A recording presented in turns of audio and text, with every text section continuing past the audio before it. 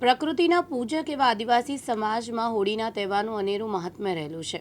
છોટાઉદેપુર જિલ્લાના કવાંટ તાલુકાના રૂમડિયા ગામે આદિવાસી અસ્મિતાને જીવંત રાખતો અને શ્રદ્ધા સાહસનો સમન્વય ગોળ ફેરિયાનો મેળો પરંપરાગત હર્ષોલ્લાસ સાથે યોજાયો।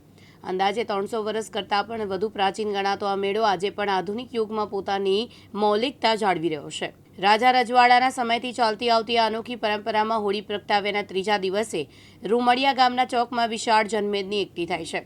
મેળાનું મુખ્ય આકર્ષણ ગોળ ફેરીઓ છે, જેમાં મેદાનની મધ્યમાં એક ઊંચો સ્તંભ રોપવામાં આવે છે।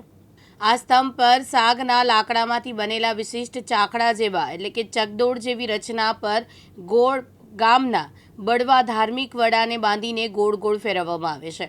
આ વિધિને આદિવાસી પરંપરામાં બળવાઓની શક્તિ અને આસ્થાની કસોટી માનવામાં આવે છે, જે સદીઓથી અકબંધ છે। મેળામાં આદિવાસી ભાઈઓ બહેનો પોતાની પરંપરાગત વેશભૂષા, આભૂષણો અને રામઢોલના નાદ સાથે ઉમટી પડ્યા હતા। ઢોલ નગારાના તાલે હજારો યુવક યુવતીઓએ પરંપરાગત નૃત્યો કરી વાતાવરણને જીવંત બનાવ્યું હતું।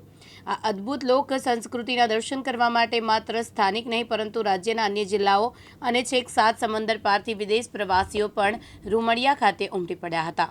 વીરેન્દ્ર દેસાઈ, દિવ્યાંગ ન્યૂઝ, કવાંટ, છોટાઉદેપુર।